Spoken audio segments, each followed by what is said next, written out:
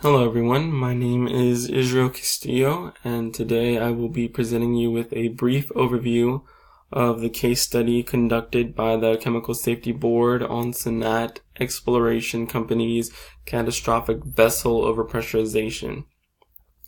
The location that this incident occurred was in Pitkin, Louisiana.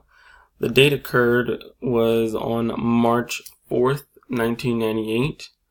A little overview of the occurrences that happened on this day was at approximately 6:15 p.m. on March 4th, 1998, a catastrophic vessel failure and fire occurred near Pitkin, Louisiana, at the Temple 22-1 Common Point Separation Facility. 4 workers who were near the vessel were killed, and the facility sustained significant damage. The facility housed 2 petroleum separation trains and consisted of separation equipment, piping, storage vessels, and a gas distribution system. The vessel ruptured due to overpressurization. On the day of the incident, one of the 2 separation trains was to be set in operation, and production was to be initiated from a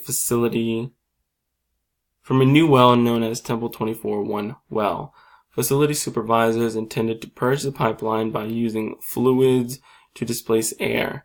The purging process was conducted for 60 minutes before gas from a ruptured vessel produced a large fireball, which damaged piping and released other flammable materials. When we look over the OSHA process safety management contributing elements, we look over here the most relatable elements that contributed to the occurrence of this incident. Relating to process hazard analysis, SATC management did not use a formal engineering design review process or require effective hazard analysis in the course of designing and building the facility. Relating to mechanical integrity, SATC engineering specifications did not ensure that the equipment that could potentially be exposed to high pressure hazards was adequately protected by pressure relief devices.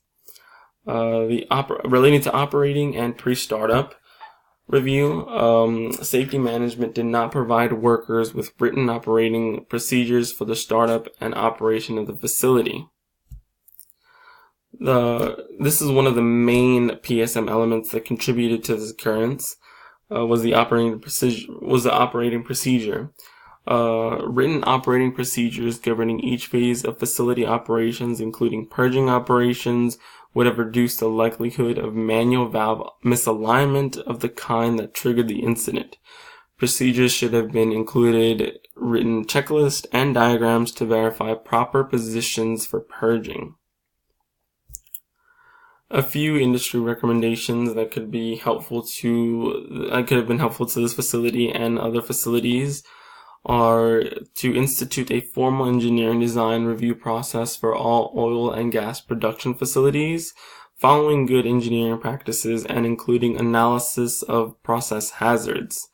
You should implement a program to ensure that all oil and gas production equipment that is potentially subject to overpressurization is equipped with adequate pressure relief systems and audit compliance with the program.